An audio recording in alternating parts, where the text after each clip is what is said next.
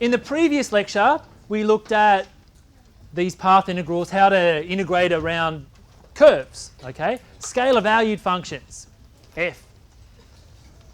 In this lecture, we are going to look at kind of like the vector analog of that, that integration over curves.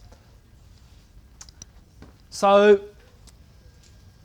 in particular, I'm going to sort of refer to the integrals that you see in this lecture as vector line integrals, because you're sort of integrating, loosely speaking, a vector. Okay, so the important difference between these vector line integrals and these scalar line integrals, apart from, you know, you've kind of got different functions, one's a real valued function, one's a vector valued function. The important difference is that direction is important. Okay? The direction of, you know, motion along your curve C is important. Okay, now of course there's two ways to move along a curve. Okay, suppose I've got a curve here. All right, I can move from this point to this point like that, or I can move the other way, start here and then go from right to left. Now that's going to be important for these vector line integrals. Direction is important, and in particular we're going to say that we have an oriented curve C if the direction, one of these directions, is specified from the information or from the question.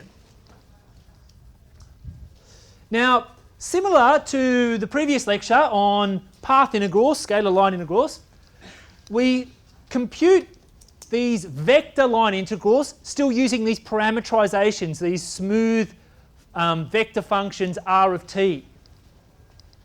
But in the vector case, we must choose a parameterization that traces out the curve in the forward direction. So when we specify the direction, we refer to the specified direction as the forward direction along the curve.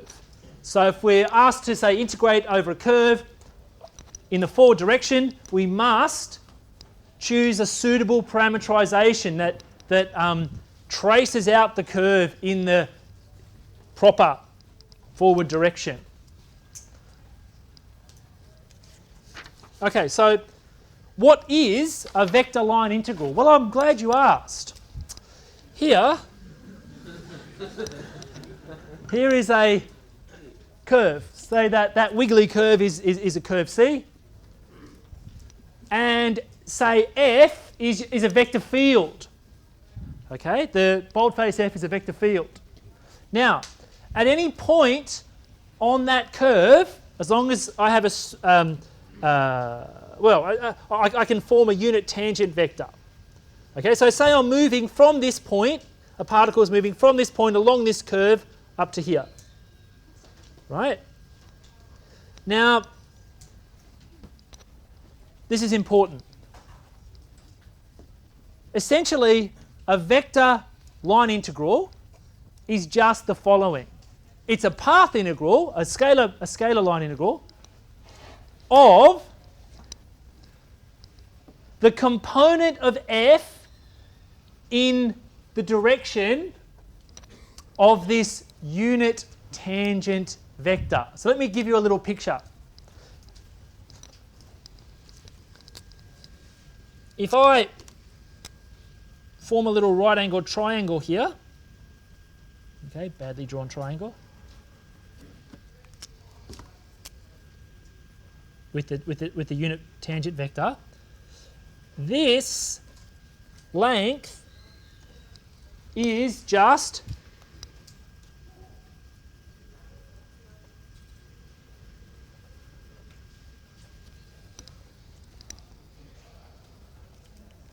the following dot product. Okay?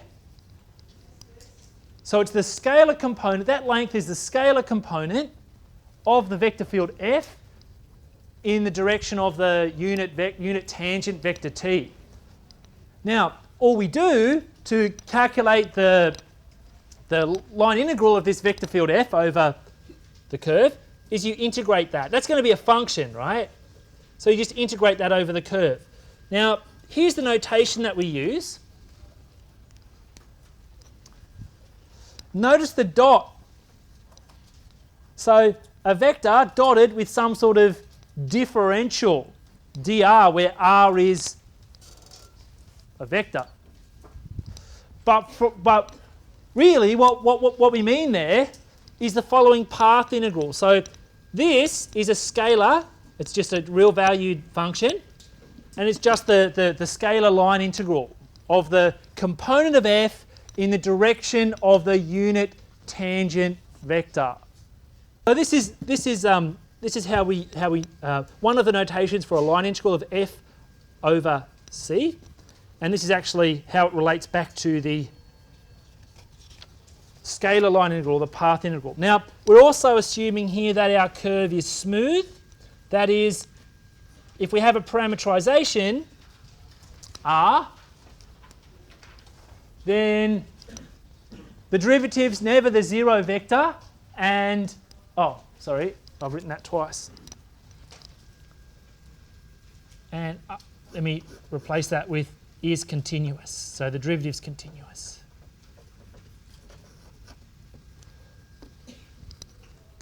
Okay, so if we have some sort of way of describing my curve that I'm integrating over using a vector function of one variable, then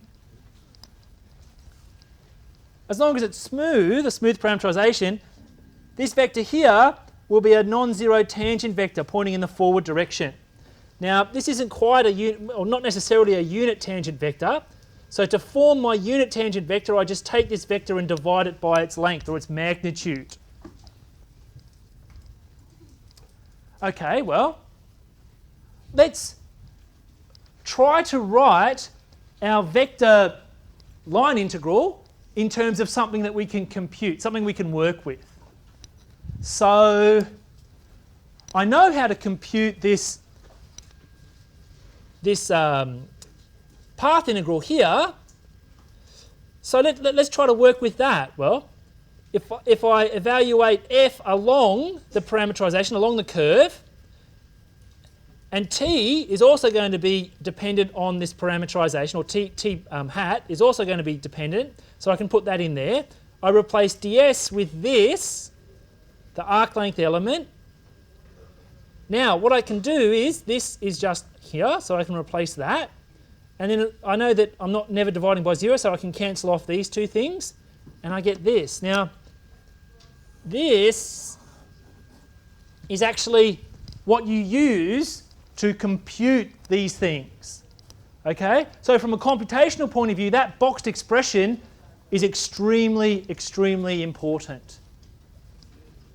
Now, there are many ways of writing out the line integral. Now, sometimes this vector line integral is known as a work integral. Okay, because essentially the line integral measures the work done by a force moving a particle around a curve with parameterization r of t.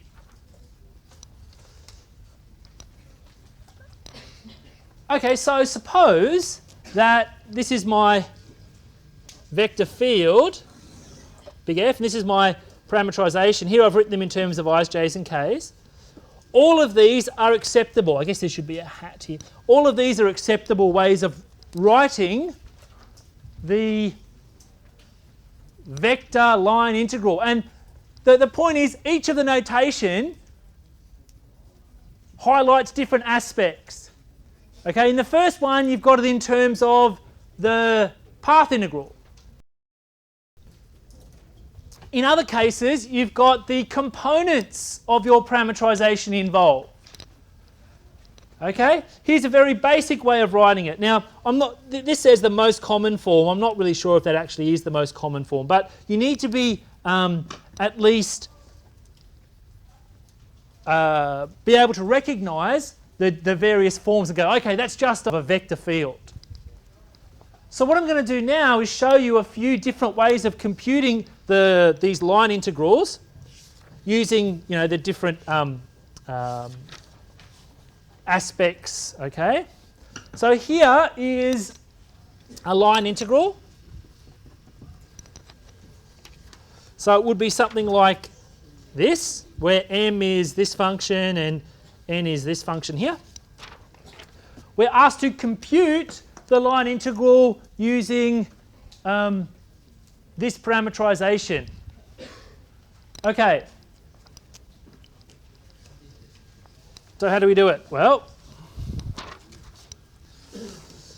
we're working in the xy plane here.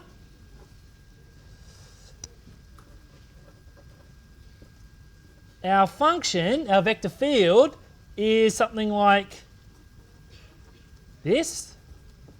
Okay, so if you write it out in terms of i's, j's and k's, you can. And what I want to integrate it over this particular parameterization. Now, who can tell me what do you think the curve will be of that parameterization? What's the curve C associated with this problem? Huh? Parabola. Yeah, parabola. How did you get that? It's just x squared. That's right. The parabola, this here, if we relate x with y, you can see, well, I can just replace t with x and you get y equals x squared plus 1. So actually the curve C is just the parabola. Okay? But actually that's not central to solving the problem. Now,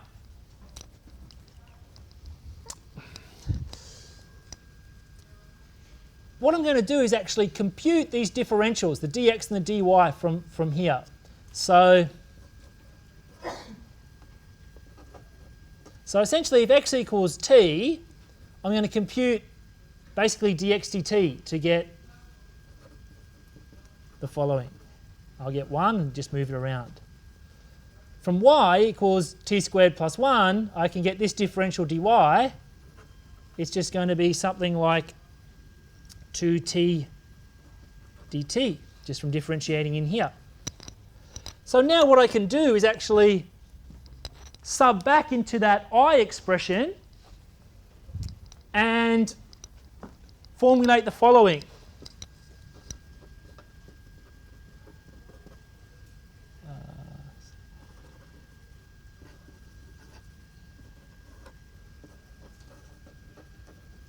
All right, so my limits of integration are 2 and 0. 2y dx, well, let's replace y with t squared plus 1 and dx with dt, or 1 dt, I guess.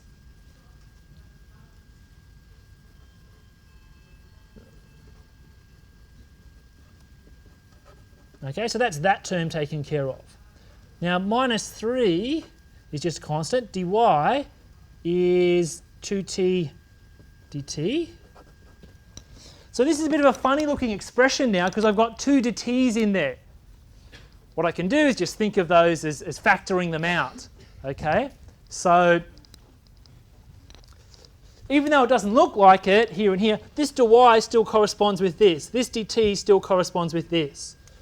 So if I expand that bracket, say, and put the dt's out to one side, I'll get this. Now that should look much more familiar. Okay, so now all I need to do is do that integral and I'll have my line integral. Okay, so if I integrate the following,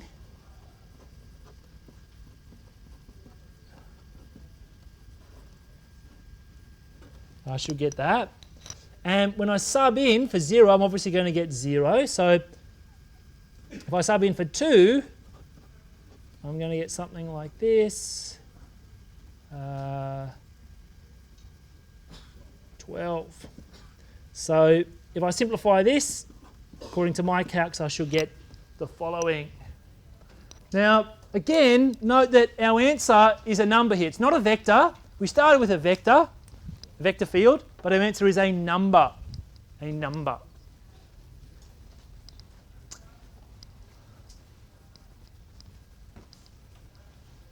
Okay, so that's one way of pursuing the solutions method to this line integral. Okay, of course there are lots of other ways as well. Now, anyone still going with this one? Okay. Now, geometrically, what's going on here? At the start of the lecture, I said to you that what we're doing is we're looking at the tangential component of f, or the component of f in the direction of the unit tangent vector, and we integrate that around the curve. So this slide is designed to build your sort of geometric understanding of the line integral.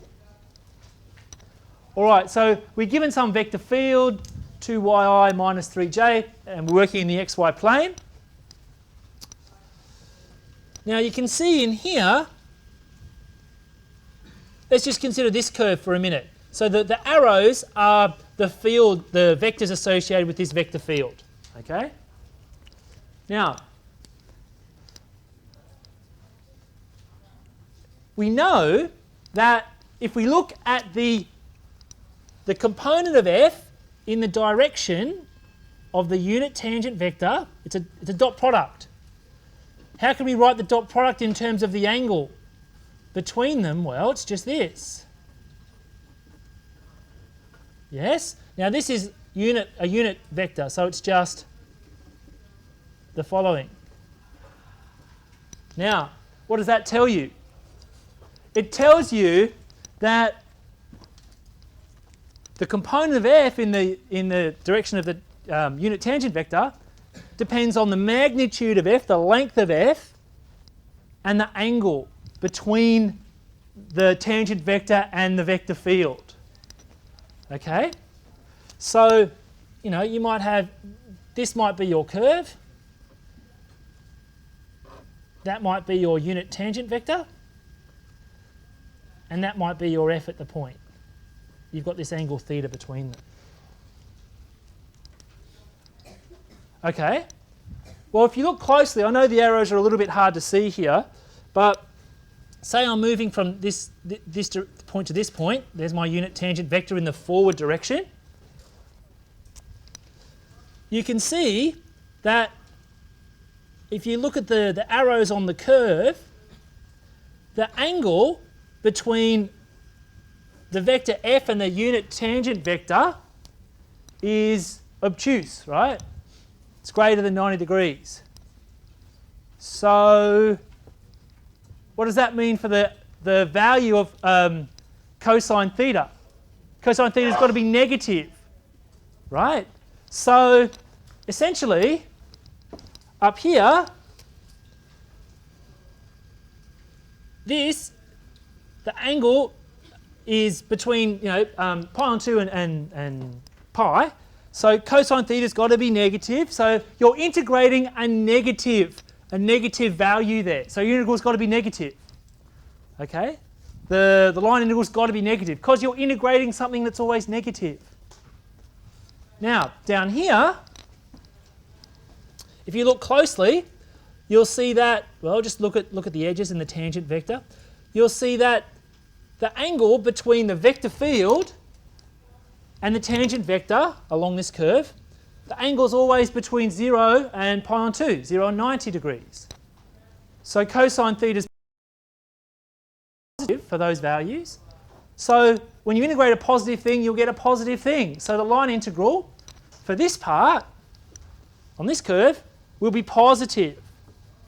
Now, if I sort of keep the same vector field and join those two curves together, who can tell me why the total line integral over the whole curve will be negative? Who can tell me why?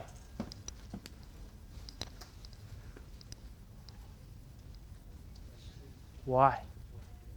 What? In that third case, why is the total line integral negative? Yes? Because the angle between the horizontal and the vector field is negative. Yes, who said that? Who said it? Yes, say again. Absolutely, well done. Okay, you can see that this depends on not only the angle, but the length. Up here, the arrows are longer than the arrows down along this curve. So this is negative, but it's more negative along this curve than that is positive. So when you add them together, the negatives are going to far outweigh the positive. So you're going to be essentially integrating a negative thing over that circle looking curve. Okay? So that should hopefully give you some understanding into the geometry of what you're calculating here. Okay? You're basically just integrating the component of f in the unit, the tangential direction, right? So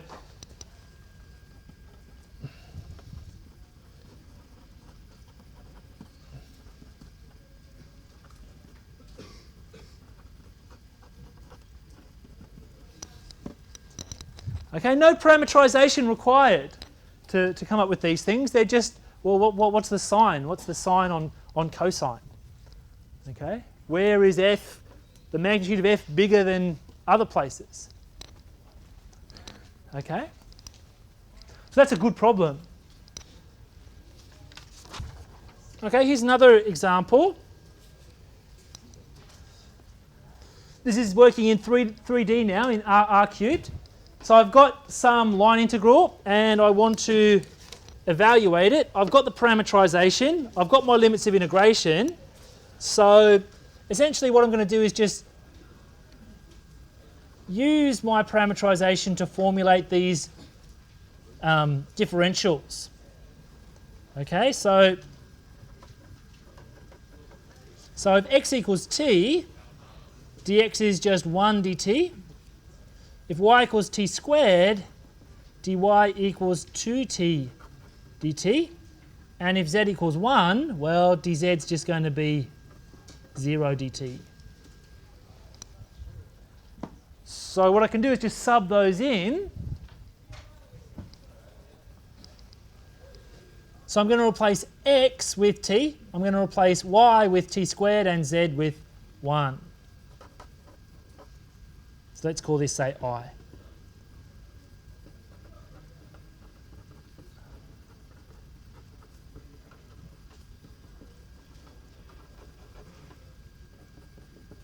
Okay, so my limits of integration are 1 and 0. X squared is going to become t squared. Dx is 1 dt. X times y, that's going to be t times t squared. Dy is 2t dt. And dz, well, that's just 0 dt. Okay, so that's not going to contribute anything. So let's take these sort of common factors of dt out the front. What am I going to get? I'm going to get a t squared there, and I'm going to get a 2t to the power 4. So now I just need to integrate this and have my value. So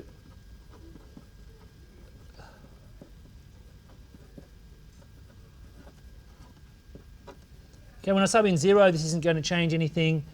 When I sub in 1, I'm going to get something like this. So we put them over, say, a common factor of 15. I should get that. Okay. What's that? Minus? Oh, okay. All right. Any questions for that one? Hopefully you're getting into a bit of a groove now with the solution method. It's pretty standard. The nice thing is you're given your parameterization here, so you don't have to do very much work. Okay. Now, line integrals of vector fields have the properties that you would expect of integrals. Okay, they're additive. They have the linearity property, etc., etc. But one thing that I have been trying to stress throughout this lecture is direction is important. And in particular, let's say I've got a curve C and some smooth parameterization.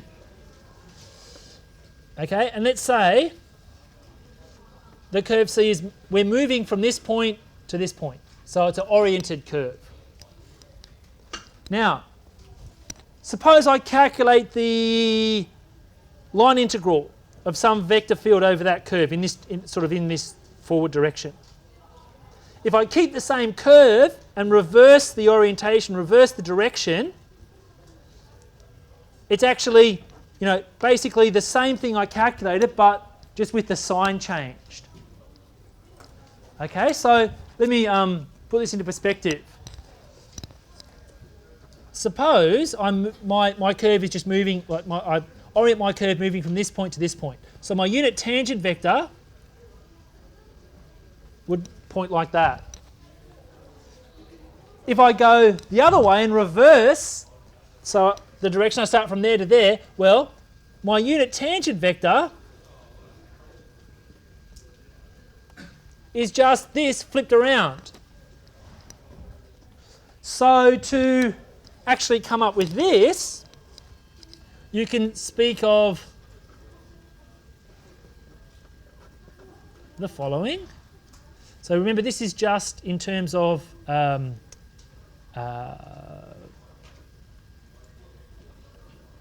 line integral, right? So basically, let's change that to a C and replace this with this. Okay, and I can take that minus out the front.